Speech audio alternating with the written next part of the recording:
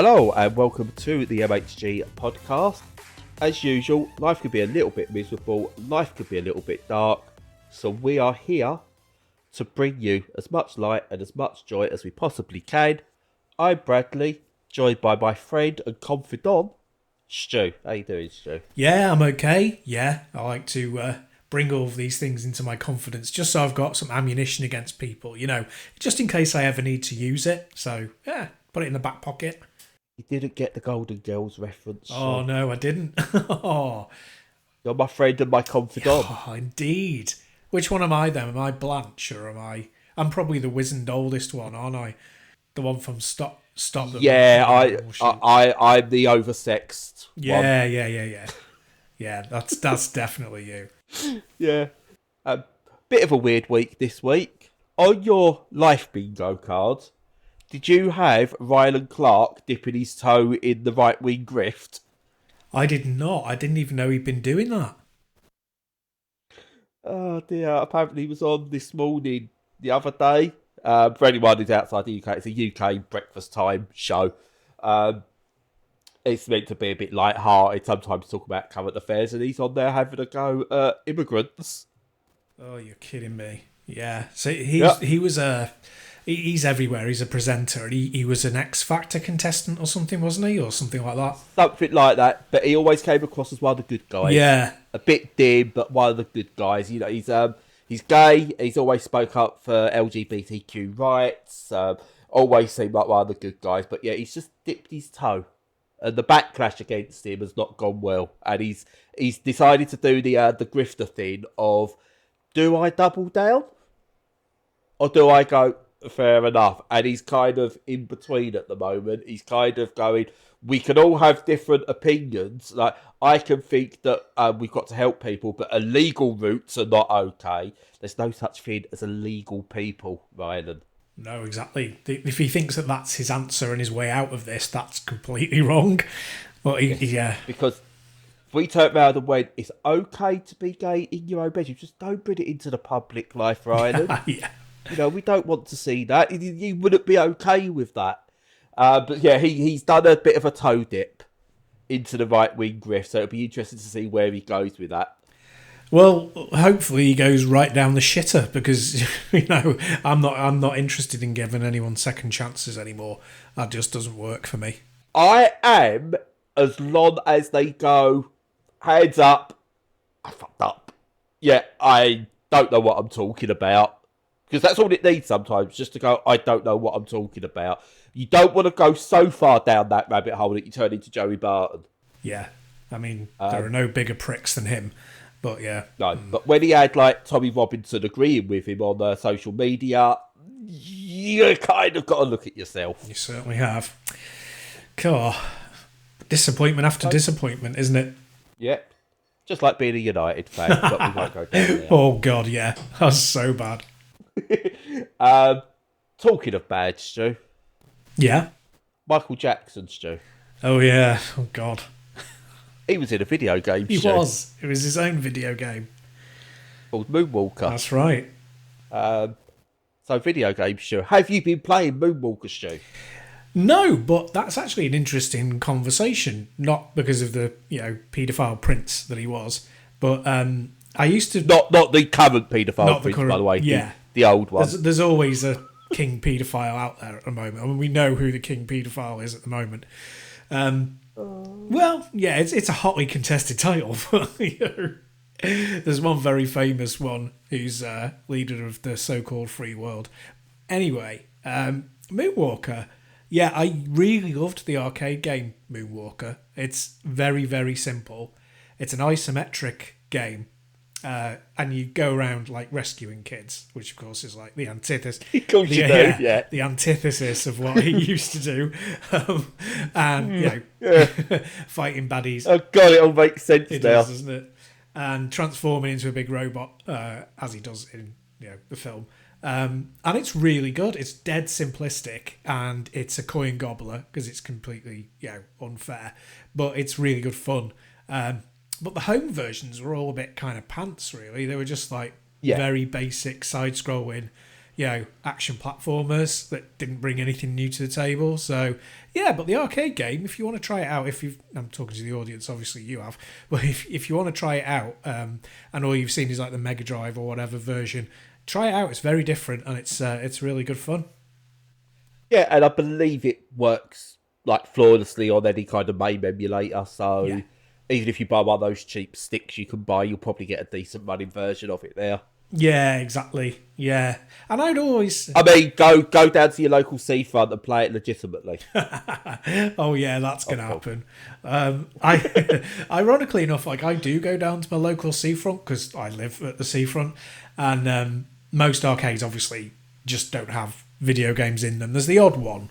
Well, the last one that I played that was new to me is called Transformers Shadows Rising or Shadow Rising, I think it's called. Yeah. And it's one of these. It's like a light gun game.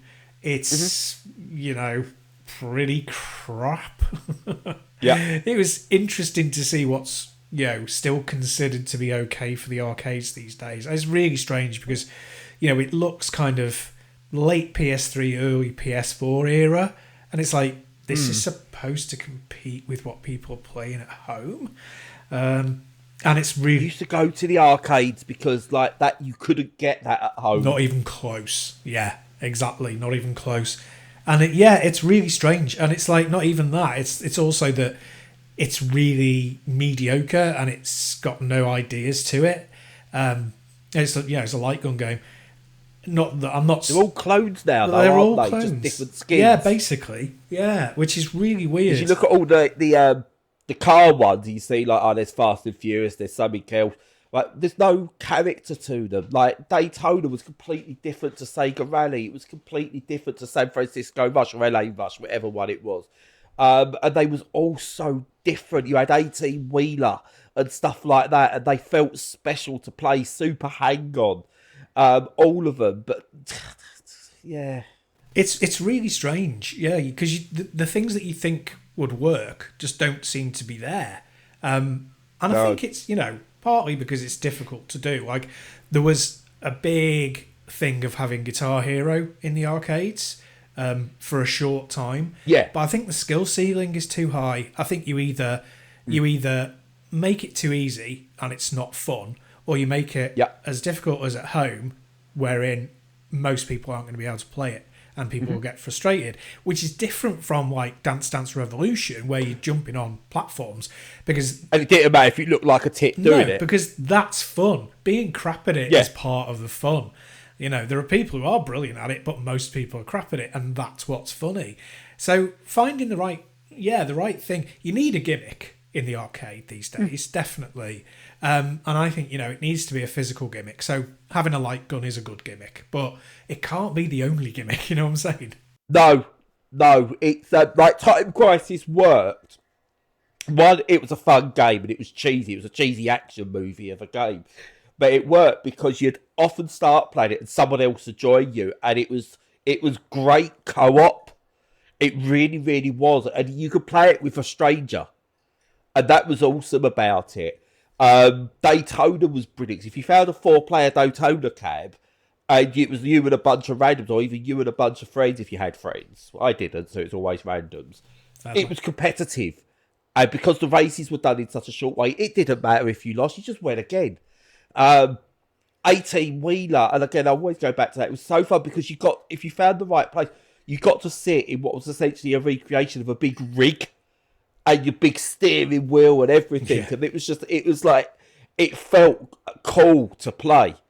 Do you know what? I'd love to see someone come back with an arcade that was built like different rooms, different eras of arcades up to like the early 2000s. Yeah, I mean, the ones that you go to these days, where you pay for a duration and everything's free, they're really good for that. They're really worth visiting. They're excellent. But yeah, just at the seafront, you could do with having the odd, bit and piece that actually excites people and looks a bit different. But yeah, hey, never mind. There, you've got all those tickets to trade in for a stick of gum. Oh yeah, that's the exciting part. But anyway, Sad. Real video games. Real Come on, video tell me games. a little something. Yeah. Give me a little something. What are you playing? Well, I completed Death Stranding 2 the other day.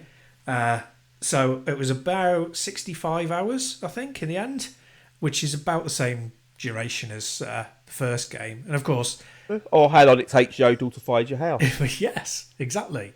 And also, you know, standard joke, 40 hours of that is cutscenes. But, yeah, my ultimate thoughts. It kind of similar to what I said when I reviewed it, in that it's still going to be one of the games of the year because the gameplay is so good and it's been refined so well that it's just really, really fun to play. And that kind of base enjoyment factor wasn't really there in the first game. It's one of those things that's very Marmite. It's a struggle to get into. And even when you're really enjoying it, it's always literally an uphill struggle.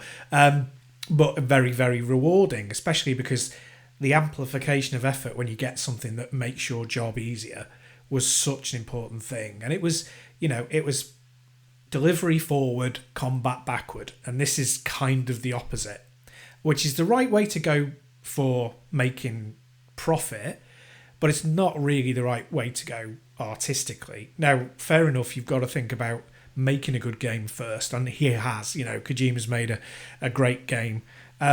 Yeah, but I was I was unsurprised all the way through it, which I never really get to say about a Kojima game. It was no surprise to it. And if you think about the variation between the 5 Metal Gear Solid games, you know, they were like mostly night and day from one another. I mean, they were broadly the same theme, but like, you know, the first game, it had all sorts of things you'd never seen before. The second game was a complete rug pull and was all about AI, and it was a completely different character. You know, the third game, suddenly your radar doesn't work. You've got to use, audio, and you've got to use all these different tools. And then the fourth game had these weird different sections. It didn't all come off and work properly, but, you know, ultimately it was a neat, interesting experiment that's still stuck on the PS3, unfortunately. Hey, it innovated the movie-length final cutscene. It certainly did that. And the final game was, just an absolute perfect stealth 'em up, which was a sandbox stealth 'em up that just didn't exist before either, with base building. So it kept iterating and it kept changing. And I genuinely thought with Death Stranding 2, it's going to be like, in the fourth hour, like third hour, fourth hour, you're going to be playing somebody other than Sam, or you're going to invent transport that is permanent, and travel is no longer an issue and it becomes about something else. Or maybe you have to use the balance mechanic of stuff on your back for something completely different. Maybe it becomes an aerial game where you're constantly flying, and that's where the balance comes in. All these things sort of flash through my mind of where they could be going with it, and none of that happened. And some of that's on me for expecting it to be a game that it wasn't. But really, it was just genuine surprise that, okay, there are a few new things, like there's more real-time weather activity, and there are bits where you have to capture animals to help, propagate and survive the species and stuff like that. But, generally they're extensions of what came before rather than anything new. So it's a brilliantly polished game. It looks beautiful. It's typically Kojima in that it has long cutscenes, a massive story, and way too much exposition. But it lacks that surprise. There's just nothing in there that, if you've played the first game, is ever going to be a real shock to you, and that's disappointing. So, for me, I think Kojima's never made a bad game. Right, he's made games that you might not like, and I don't like some of the Metal Gears. I've never really understood them like some people do. But he's never made a bad game. So that's he always makes very good, well-made games. But does he not fall into the same trap? And I think I mentioned this before, as M. Night Shyamalan does with movies, where you go into the game as you were going to like a film of M. Night's, going, I'm waiting for the thing. And if the thing doesn't come, where was the thing? I'm left a bit, I'm left a bit down after that because it wasn't the thing I was expecting. It's like you go and watch an M. Night film and then it's just this really well told story. It's like, well, okay, that's good. It was good, but where's the thing? He always does the thing. Yeah. And I do wonder if Kojima's gone, if I don't do the thing, that's the ultimate thing. And maybe it hasn't quite worked as intended. Yeah, I that's a good take on it, actually. He might have thought, I won't do the thing, and I'll make a more sort of stream. Did it even tease that there might be a thing in there, or...? I don't think it did, really. It altered some aspects of the way that you travel, and that impacted the way that the storyline went, or vice versa. I mean, knowing Kojima, but the sort of thing you'd expect in a sequel anyway. That's kind of the way that they were presented, these changes, was probably not all that predictable because his stories are so wild and out there.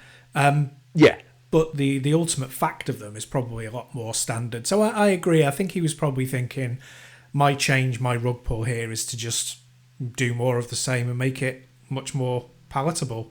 Don't do that, Kojima. Yeah. Yeah, it is. It's disappointing. It's so weird to say that about a game that is so good, but it's still true. I get that. It's I've played like the Tetris Puyo Puyo Tetris sequel. You know what I feel about Tetris. And it was a fantastic game, don't get me wrong, a wonderful game, but at the end I was like, I love this game, but I've got the original. I don't know what I need from this one.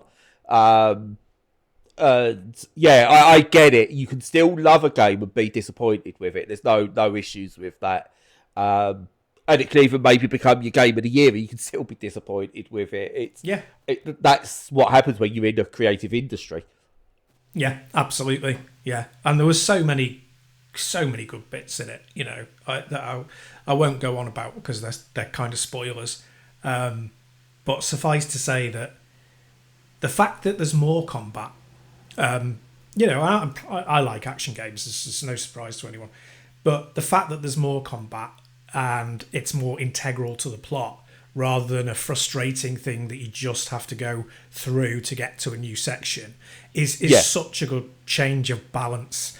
It's like this thing is out there on a limb. It's in a dangerous section. The geography it's like going to Mordor. It's like a ghost house. It's like a violent war zone. It's all of these things. They're all there. They're all dotted about, and they're done specifically as kind of combat areas. But it naturally flows from the game into them, which is a really hard thing to pull off in a third-person, traversal game. And they've done it brilliantly. And it does that where games that have tried to sort of be more than a walking simulator in the past have failed. And it kind of balances being a walking simulator and an action game really beautifully. It's a massive success in that way, and it deserves all the plaudits for just doing that. Excellent. So before we get on to what will be our feature game, we'll call it. We'll have to think of a little term for what we call our main game or whatever it is, our feature game. But unfortunately, I've had a bit of a knock back with my vision this last week after having a bleed. Thankfully, I've been playing Diablo 4. Decided to get back into that. It was kindly bought for me while I was in hospital, went with my leg amputation.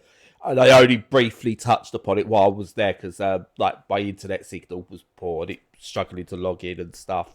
Don't do that, video games, by the way. Make offline modes for all your games.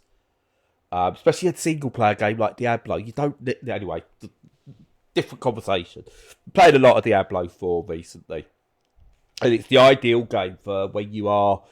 For me, when I'm struggling with my vision, because it's not quite a Vampire Survivors where it's like just move about just use your upgrades and everything, because you do have to do button presses. So you know, there's various different attacks and defenses that are mapped to different buttons.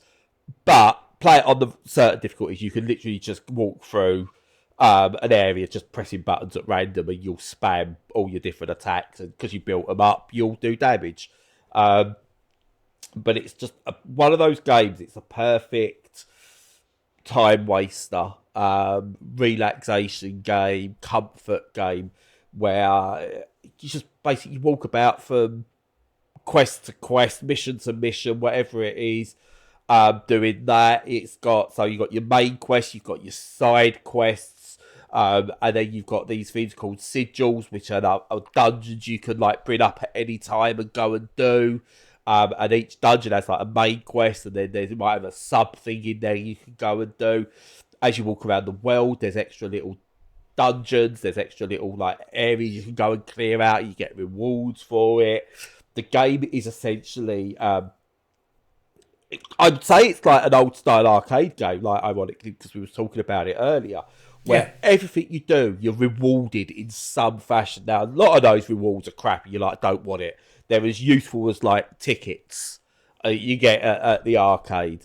But occasionally you get something really cool. It's like when you're playing the 2p machines and you get a keyring drop out. You're like, yes, legendary item. So it's kind of does that, and it's just one of those games. You just walk around, you do your stuff, build your character, and I honestly think it's one of the better examples of taking a AAA mechanic whereby it wants you to spend money, and there is a battle pass and all that malarkey, and it's only cosmetic, but it's all there. But what they've done, it's not pay to win, and you can play through the entirety of the game without needing to worry about this. You're not locked out of anything by needing currency, apart from some cosmetic bullshit, if you really, really want it. When I'm playing on a Steam Deck, and it's an isometric game, so the cosmetics you get, you can't really see them anyway. So it really doesn't bother me, but I will caveat that with, don't do that. Don't do battle passes that you have to pay for in a full price game. Anyway, but the whole mechanic, you get everything in there, and they run it as seasons, and I've managed to get into this during like season 9, and I believe like they'll carry on doing seasons for it until, I'm assuming, Diablo 5 comes out. But yeah, it's just really, really fun, and like you can switch off and just play it. I say the only problem is it's not one I'll be able to go back to in 10 years' time, because they'll probably shut down the servers, and don't do that. Or if you are going to do that, put an offline mode in it. It's not difficult if you're not Bethesda, Blizzard. If Blizzard are saying, "Oh, we can't put an offline mode in it," yes, you can. It's not difficult. You wrote the game. Oh yeah. I don't know if you probably did see that there was the movement in Europe to sign a massive petition to make stop killing games. Yes, that's the one. Yeah. Sorry. Stop killing Stu. No, don't stop. Don't stop till you get Never give up. Yeah, exactly. Stop killing games, which is a brilliant idea. It's just making sure that any game that comes out from now on is playable after its so-called lifetime has ended. And it's not a lot to ask. I don't think it's really got anywhere, has it? Not sure it made any traction. I don't know. Because another report I've seen. Anyway, Diablo, great. But let's carry this on, because it's quite interesting. I might even skip Herdling to next week, in all fairness, because I think this is an interesting conversation to have. I've lost my train of thought. Give me 2 seconds to bring my train of thought back. Yeah, like games that are online, like not everyone can get to them early. So you often miss out that initial rush anyway. Like there's some interesting games that came out, like Battleborn, that came out around the same time as Overwatch, and for me it was the better game, but it failed. And that had bots that you could play it on your own, but it was still online. And it was like, well, why can't that still be a thing? Why can't that needs to still be a thing?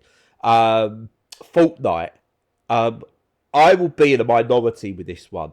But when Fortnite first came out, and it was this co-op type affair where you had to build structures and protect against incoming waves of zombies or different types of things, and it was called. They ended up calling it Fortnite Save the World because it was that part of it before it went to pure battle royale. I much prefer that. Why couldn't they offline that mode and let me do that? I bought the game. I was one of those who early adopted, bought the game, and got completely shut out of that mode that I really enjoyed. Yes, they rewarded me with whatever their in-game currency was.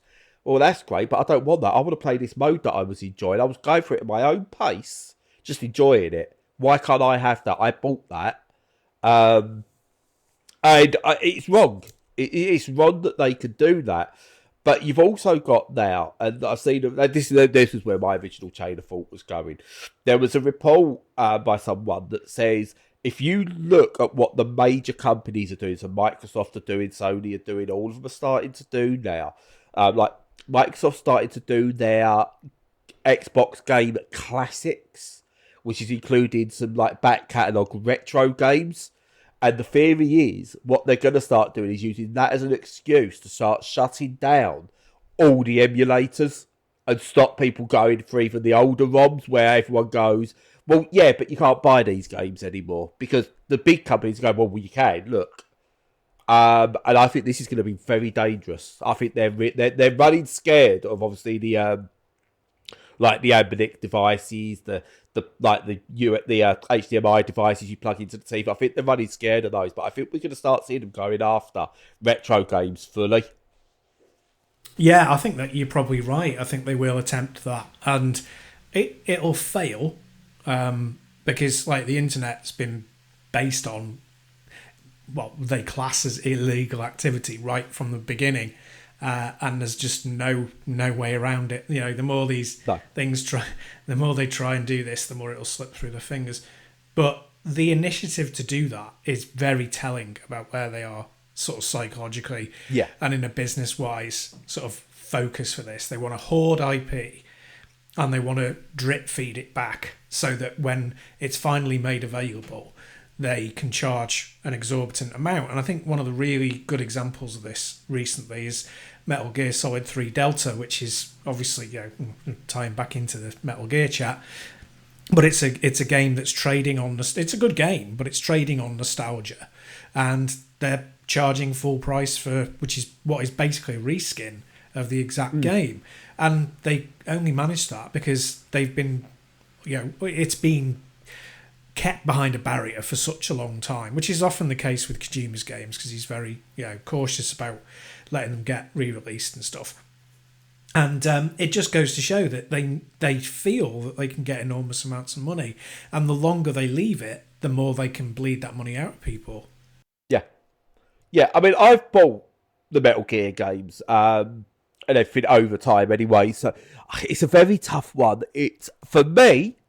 If they make a remake and I don't buy the remake, that's fine. I won't, you know, I'm not going to pirate the remake as such because it's like I can't be arsed.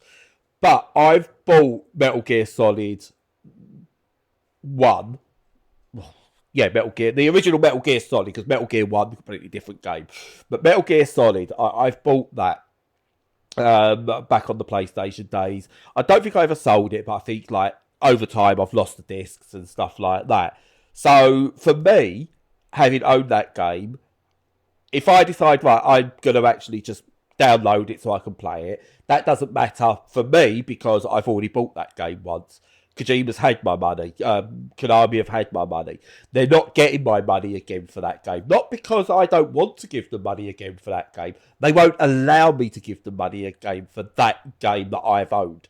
You know, if I could go to Konami and go, I really want to buy the original disc for Metal Gear Solid because, like, for my collection, I've lost the originals.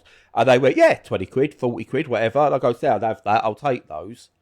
You know, fine. But they don't allow you to do that. They then go, no, that's not available anymore. We're not going to let anyone have the license. You can't have that game anymore. So you kind of go, well, what is the only route? And then you realise how easy that route is. And you just go, all right, fine. I've got on a hard drive every single NES game, Mega Drive game, SNES game, Master System game, I think Atari game, like all the Atari games because they fit on a floppy disk still, like the size of them. I've got all of those games on a hard drive, so I haven't got to buy them again. And I decided because usually every time I do it, I'll download a new image of all the games and everything. But I thought actually no, this time I've got like a 5 terabyte hard drive. All the games I care about, I now own or have. And I think that's what you've got to do if you are interested in games. I think as soon as you buy a game, no matter how you've got it, find a way of backing that game up. Because you don't want to be stuck in a situation where I've had Outrun Coast to Coast. I had it on PlayStation 2, I had it on PSP, but I never got it on Steam. And I was gutted by that because it's gone on Steam and I can't get it anymore. So my only way of playing it on PC is to pirate. And I do. I have pirated. Sega won't bring it back because of the Ferrari license. It's never coming back. So I pirate it so I can play it on PC. But my argument will be, so whenever you buy a game, back it up, no matter where you've got it from, or get a backup, however you can get that backup, do it, because, again, you're looking at, I think they're going to find more and more ways to cut you out of what you've got to make you buy it again, or force you to buy what's next. Because I went to try and get Diablo 3. I really enjoyed Diablo 4. I enjoyed Diablo 3 on the Switch. Let's get that. I wouldn't mind playing that again on the Steam. Can't buy it. Why not? Yeah. I mean, it's crazy. The access to these things that you have paid for, and hoarding the IP and never going back to them and then trying to prosecute you if you use them is just ridiculous. Because an extreme example is Atari. If you're playing Atari games, playing ROMs of Atari arcade games, the people who developed that got paid. They're either retired or dead. The company doesn't exist anymore. The name has been bought by entirely different people.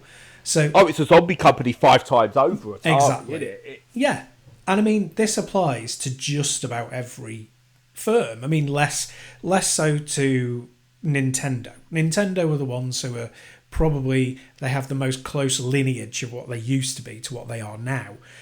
But generally speaking, I agree with you. Don't pirate games that are new, that you haven't paid for. But if you've bought a game in the past, you own that game. If you want to play it again, materially unchanged, so basically, you're not pirating the remake or the remaster, then that's absolutely fine. It's ludicrous not to. And yeah, I think we as a society we argue about this stuff far too much. I think it should be inarguable. There was a golden moment when they sold DVDs and Blu-rays. A lot of companies were giving away codes so that you could own it digitally as well. So it's like your reward for spending a fair amount of money on a physical copy was to also own the digital one. And if you didn't, nobody else could reacquire that. Nobody else could use that code, but it was yours. And if it went away, that's a shame. But you've still bought the physical copy. So you're beholden to their T's and C's, but you have essentially got it for free. It's just a bonus, And that only lasted for a really short amount of time. Now it's like... was it the Ultraviolet or something? Or Ultraviolet. Something like that they called it? Yeah, Sony's one was Ultraviolet, And that was the kind of model that got abandoned for you now have to pay for everything. And not only you now have to pay for everything, but you don't own it. And you won't own it after a few months or a couple of years. But again, I know we're treading over a bit. It all comes full circle. Up to COVID and even during COVID, everyone kind of went, actually, Netflix is brilliant. It's ideal. It's perfect. You pay this small subscription. You got access to everything, day and date, no matter where you live in the world. Absolutely brilliant. And then, like, Disney come along or whatever, or Amazon, and they do their ones. And you go, oh, okay, get it. They're doing original shows. That's fine. Disney, they own all their stuff. That's fine. I get that. And then you kind of get to the others that go, oh, this is working, so we'll do it, and we'll do it, and we'll do it, and we'll do it. And then there's like 5 or 6 different places. And you're like, oh, right, okay, yeah, I get it. I don't agree with it, but I get why they may be doing it. HBO want their own one. And then you look at it and go, oh, I'm going to watch this show on Netflix. Seasons 1 to 3. Oh, but 4 is over on this platform and 5 and 6 are over on this platform. But you've got to watch it by this date or it's gone and you don't know where it's going to go. And it's just kind of like, you had it perfect. Game Pass at one point was perfect. Netflix was perfect. You had it. You had all the cable companies absolutely clamouring for what do we do? We are broken here. And then you ruined it all. Games companies, I think the only one that still managed to somehow keep it, and they're not great, don't get me wrong, is Spotify. Because, okay, their subscriptions are getting more expensive, there's family plans, blah, blah, blah. But it's such now that you pay for Spotify. I don't think I've ever not been able to find a song that I really want on Spotify still. And that is a subscription price that has gone up, but it's still like, everything's here. That's fine. Everything's here. But as soon as they start going, that's over here, that's over there, that's over here, whatever, you can't get access to this because it's this or whatever, then I'll just go, do you know what? LimeWire it again. Because it's easier. Yeah. So, yeah. That's exactly right. You know, they had the perfect combo, the perfect balance.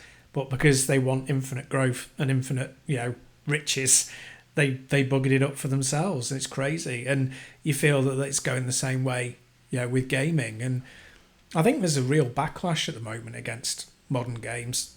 People are just not really enjoying them, apart from, you know, the really big releases that happen to be really good as well. The sustainability of it is really dropping in the AAA market. I'm talking about, because people just aren't buying it in the numbers that they want, because they're expensive, they're overproduced, you know, and they're ultimately not worth it. No. Yeah. The AAA market, I don't think it's as big as they think they are now, because the biggest release of the year is happening in just over a week. And it's an indie game. And that's Hollow Knight Silksong. Yeah. And people are moving games that were scheduled for that week to other days already. That used to only happen with GTA. That's now happening with an indie game. Now, don't get me wrong, I'm not as big a fan of Hollow Knight as others. I think it's an alright game. Not fussed. I'll probably pick up Silksong, play it for a few hours and just go, hey, it's alright, isn't it? Yeah. It's not my favourite Metroidvania. It's still Dead Cells. Yeah. Come at me, by the way. Kadea, she loves a bit of Hollow Knight. So yeah, she could. Well, I'm going to create beef with Kadea. She's sound. But it's but yeah. So the biggest release of the year is an indie game. My game of the year is an indie game. Doesn't look like an indie game, but it's an indie game in Clair Obscur Expedition 33. I think the ones that are in the running for you, one of them's an indie game. I can't remember the name of it. It's the one you played recently. What? That I've also played. Ninja Gaiden. Ninja Gaiden. It's an indie game. Is it an indie game? It is an indie game, isn't it? Probably. Yeah. I mean, it would be. I think it's published by Toei, but you know, it's an indie studio that developed it, I think. But it's an indie styled game. We will go with that then. So there's those, the big AAA games, apart from, as you say, GTA, Call of Duty, FIFA, EA, whatever it's called these days. I'm old man shouting at clouds now, going, whatever they called it. True. No one cares. No one else really cares. Because I think real people who have played games all their lives are going, actually, I want fun. I want games that I know I can pick up today and still play in 10 years' time. Or I want to pick it up today and I know I can play it next year and not miss out on something. Claire Obscure does that. Silksong will do that. Unless they do a rug pull and it's like full of battle passes and co-op and multiplayer battle royale crap, which I don't think it will be. You'll be able to play. I'll be able to play that next year and get the same experience someone gets next week. Bar maybe some of the hype that goes around talking about it on release, going, "Oh my god," and stuff like that. But that's what you want. You want games that you can go and play. We'll go back to the arcades. If I went to the arcade tomorrow and saw a 4-player Daytona cab, it's the same experience, minus like the cigarette smoke and everything, and possibly the sticky floors, that I could have had 25 years ago. I want to go and play Fortnite. I don't get the same experience that I had 10 years ago playing that, or however long ago it was. I don't have that experience. That's gone. I don't have the same experience that I had 4 years ago when I did give, 5 years ago when I did give the Battle Royale side a go. I don't have that experience anymore because it's now a platform. It's turned into Little Big Planet in some ways. And that's just weird to me. So where are these games that I play, these experiences? Whereas, as I said, like what I think Silksong's going to have, and the reason I think this will be Game of the Year, unfortunately for me, I still think it's Claire Obscure. I think Silksong's going to take it because it's Silksong. But it's a well-made game. It's obviously people love it, and it's made with the intent of we want you to experience this as a piece of entertainment that you can love, not what's going to make us more money than we made the year before. It'd be like Mel decided to leave you when, at the end of the year, she checks your balance sheet, Stu, and goes, well, look, last year, Stu, right, we had £1.17 to play with at the end of the year. This year, we still got £1.17. Where's the extra penny, Stu? You know, you can't live life like that, Stu. I know, but she's probably still going to leave me anyway. But but that's what, again, these are what these corporations want. You make £1 million profit. What's wrong with making that the year after? I've never understood this infinite growth model. No, it's completely unsustainable. It's awful. Oh, but on a side note, Silksong, I reckon there's going to be problems with that, because it was in development hell for years, wasn't it? And then suddenly it's like, oh no, it is actually coming out. It's coming out really soon. Sort of. I don't think it was ever in development hell. They just really closed shop on, no, we are not talking about this game. We're making this game. I don't know. I actually think it is going to... I think people are so... that I need this game. I think it will meet all their expectations. And I think people will go... If you've got anything against it, I think it's going to be one of those where you're going, it must be me. I must be the problem. And I think it's going to be getting 9s, 10s in its scores throughout. I think it's going to be one of those where now it will get the big scores. Maybe years to come, people will look at it again and go, yeah, maybe not quite that high. But I actually think when it comes out, I think it's going to meet all expectations. Yeah, well, I kind of had the same thought that it's going to get high scores and sell really well, but that people will recognise it's not that good a little bit further down the line. But, well, yeah, we'll see. We'll see. It's what we'll do next week, Stu, right? We won't play it, but we'll shit all over it and we'll get great numbers because we'll just go Silks on his shit as our podcast title. We'll go full Kojima. We won't even talk about Silks on, but we'll have Silks on his shit as our title. People are waiting with bated breath and we just don't talk about it. Yeah, why not, eh? Yeah, that sounds like... Just like I promised Herdling this week, Stu. No, we're not talking about it. No, we should do it.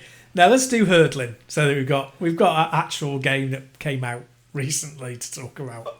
Yeah, so, right. This is a new feature we're going to be doing. Kind of like we're going to... Just the people who are aware who listen, this sounds a bit different to how we usually do things.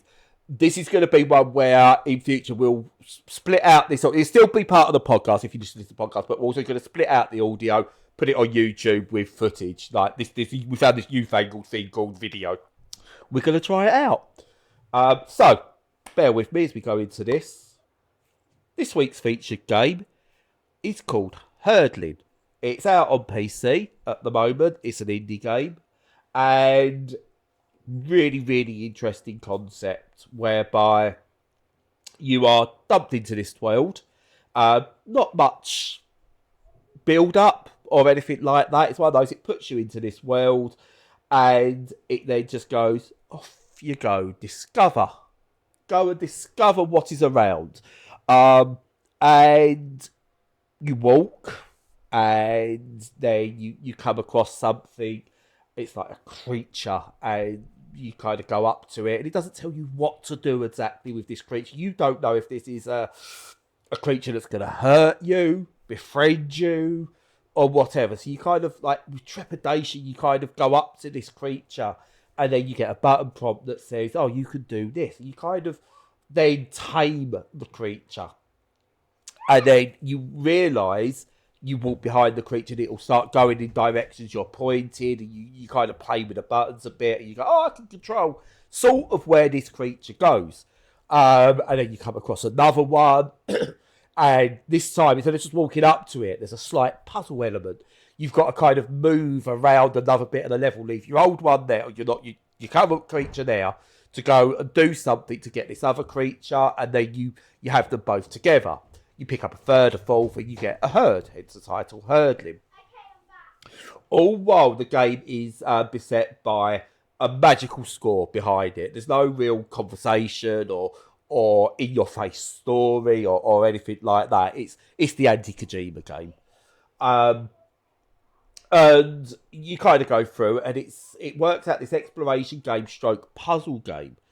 And like you come to one element like really close, and you need to get this lone creature, like buffalo elephant type things. It's a really weird thing that you see, and then there's various different variations of that. And you need to get them all, but there's a ramp you need to get across, and you need to use your herd to knock down a door, but you've got to get them to this door, and it's like all puzzles that are like that. It's just slight logical thinking, having to step back, have a think. Where you actually go, it's not that difficult a puzzle, but it's just working these puzzles out takes a little bit of thinking to go with it. And then you basically, it's just that. You're just like going through, you're seeing more of this world, picking up more of these creatures, and then like guiding them. The idea is, I think you're guiding them to a location to get them to a home, because they're kind of being abandoned throughout this world, and you're trying to gather them all up and get them to a home. You've got these beautiful cityscapes that look like something's happened to them, these wonderful fields and forests and just amazing locations that just look absolutely beautiful, both on a bigger screen and on the Steam Deck itself, where, again, one of the arguments, I suppose, with the Steam Deck is that it's all a bit crushed and condensed. But like on there, it looks beautiful. On the bigger screen, it looks beautiful.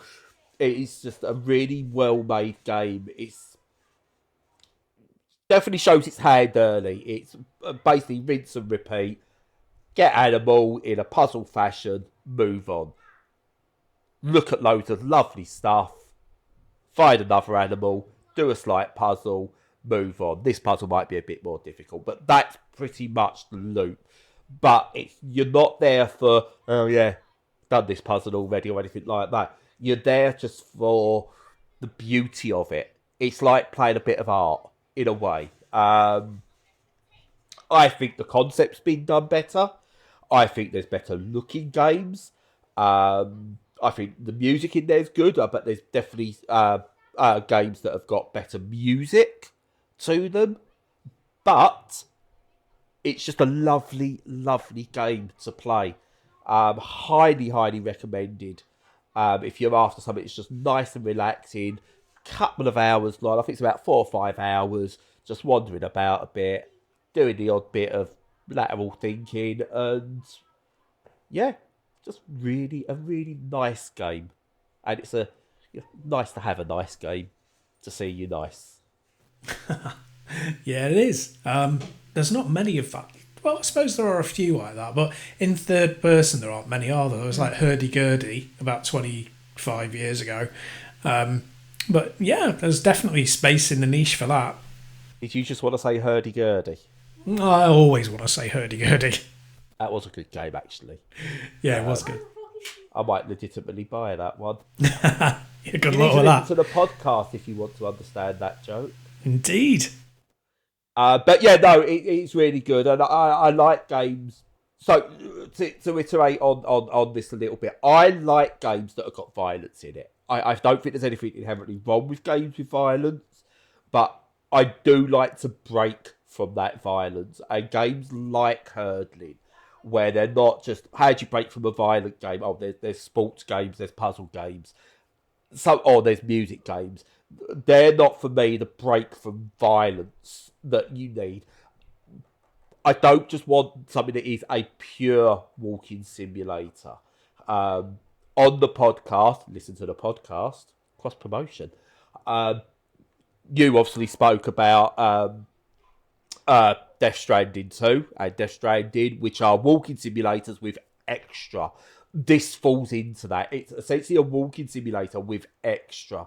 And I think these are great examples of how you could do big open world, lovely looking games that take the shooty violence out of it, take the killing out of it. Less so with Death Stranding, I suppose, but take the killing out of it. I can still produce a good, solid video game and a great experience to be part of, and more of these. But again, not too many of them that it just floods the market, because you don't want that either. Yeah, agreed. And yeah, like and subscribe and all that. I don't know how we'll exit these cut-off videos. Probably just like this, with me rambling a bit, because if you're watching a video from us, or if you listen to the pod, you know I ramble. There's no way out of that. So yeah, like, subscribe, tell your friends. Go on a ramble. Yeah. Anyway, yeah, what is a strange episode this week? Was. Yeah, I kind of wanted it to be. I wanted to do it a bit different this week. I'm glad we did. We was getting very much into a format, and I'm not a format person. Yeah, it was too cosy. It's nice to break things up a little bit now and again. Yeah, no, I totally agree, and I like the more just casual conversation rather than going, here's a game, here's a game, here's a game. So, yeah, I don't know. Yeah, you do uncover stuff when you do that. You do. Yeah. Bring We things like to to the dip our surface. toes in the water. Yeah, we do. Not the right wing grift water. No, we're not Rylan. No. I mean, I that would be shocking if you turned around like next week and just went, "Stop the boats!" Yeah, that would be a bit of a turnaround. Stu's out there painting inverse union flags on the floor, whatever it is. Oh, they're idiots. Sorry, I can't. I'll say just before we go. All right, people who are painting the St George's Cross all over like roundabouts and what they called zebra crossings and everything.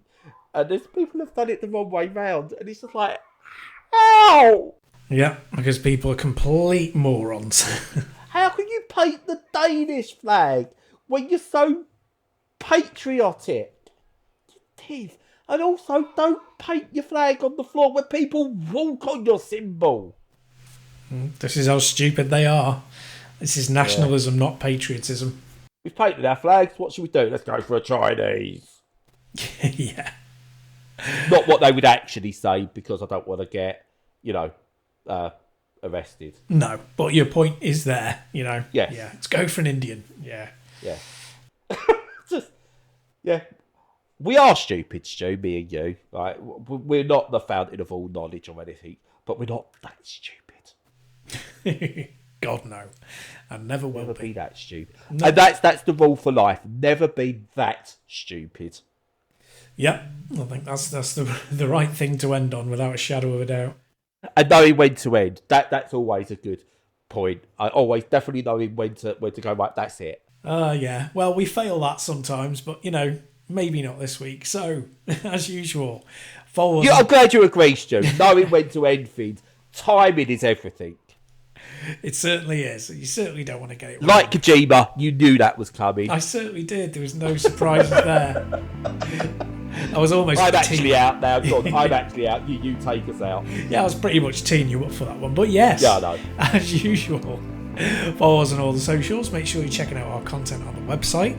Follow us on Discord and join us to chat if you wish to. Other than that, catch up with us next week and stay safe and stay sane.